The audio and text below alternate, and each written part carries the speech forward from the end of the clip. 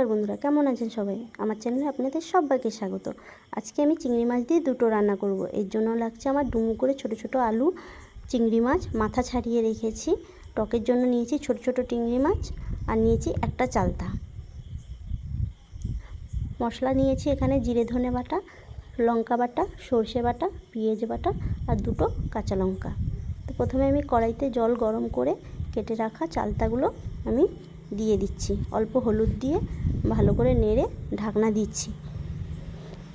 Minute দুয়েক সেদ্ধ খাওয়ার পরে দেখুন আমার চালতাটা সেদ্ধ হয়ে গেছে। তো আমি এখানে ঝুড়িতে জল ঝাড়াতে দিয়ে দিলাম। তো আমি একটা কড়াই আবার গরম করে সাদা তেল দিয়ে চচ্চড়ির জন্য বাটি তরকারির জন্য যে আলুগুলো কেটে রেখেছি, তো আমি ওটাকে ছাকা তেলে ভেজে তুলে নেব। তো যেই বাটিতে আমি তরকারিটা বানাবো, তো সেই বাটিতেই আমি আলুগুলো তুলে নিচ্ছি।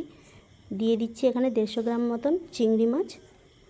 মশলাগুলো পেঁয়াজ বাটা, জিরে বাটা, লঙ্কা বাটা, হলুদ দিচ্ছি আর নুন পরিমাণ মতন দিয়ে মশলার জলটা দিয়ে বেশ ভালো করে মাখিয়ে নিচ্ছি। আপনারা একটু জলটা আপনাদের আন্দাজ মতন দেবেন। তো আমার হয়ে গেছে। এবারে লো আছে আমি ঢাকনা দিয়ে বাটিটা বসিয়ে দেব।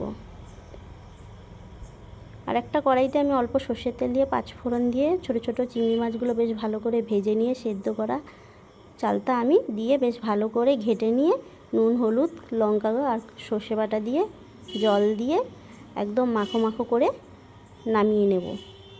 তো দেখুন আমার বাটি তরকারির জলটা প্রায় মরে এসে অবস্থায় সর্ষের তেল আমি খানিকটা দিয়ে আবার একটু ঢাকনা দিয়ে দিচ্ছি। তো দেখুন আমার হয়ে এসছে তরকারিটা। এবার দুটো তরকারি নামিয়ে নিলাম। তো রান্নাটা যদি ভালো লেগে থাকে একটা লাইক, শেয়ার, সাবস্ক্রাইব করে দেবেন। আর অনুরোধ রইল রান্না দুটো করে খাওয়ার।